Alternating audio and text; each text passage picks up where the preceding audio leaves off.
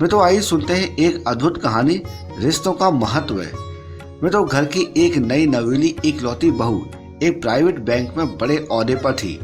उसकी सास तकरीबन 1 साल पहले ही गुजर चुकी थी। घर में बुजुर्ग ससुर और उसके पति के अलावा कोई न था। पति अपना कारोबार किया करता था। पिछले कुछ दिनों से बहू के साथ एक विचित्र बात होती थी।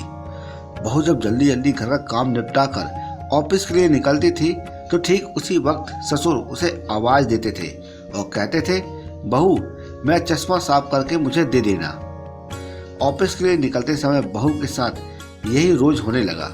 काम के दबाव और देर होने के कारण कभी कभी बहू मन ही मन झल्लाती थी, लेकिन फिर भी अपने ससुर को कुछ नहीं बोल पाती थी।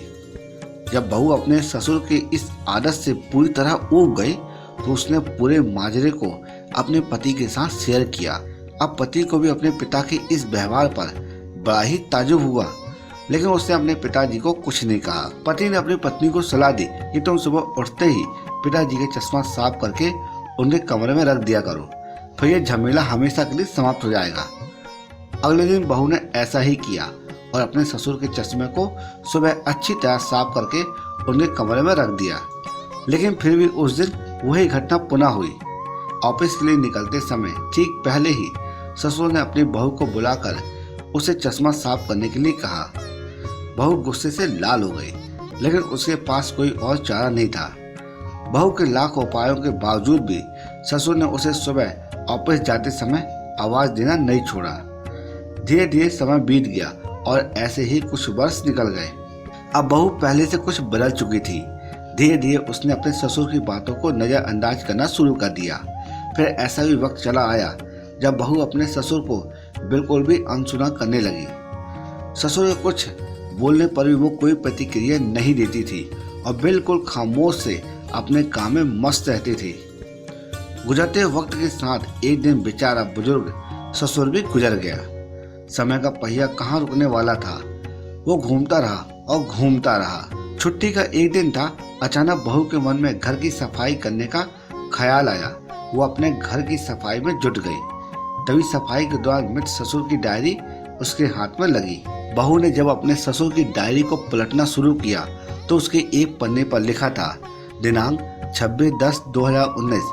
आज के इस भागदौड़ और बेहद तनाव और संघर्ष भरी जिंदगी में घर से निकलते समय बच्चे अक्सर अपने बड़ों का आशीर्वाद लेना भूल जाते हैं, जबकि बुजुर्गों का यही आशीर्वाद मुश्किल समय में उनके लिए ढाल का काम करता है।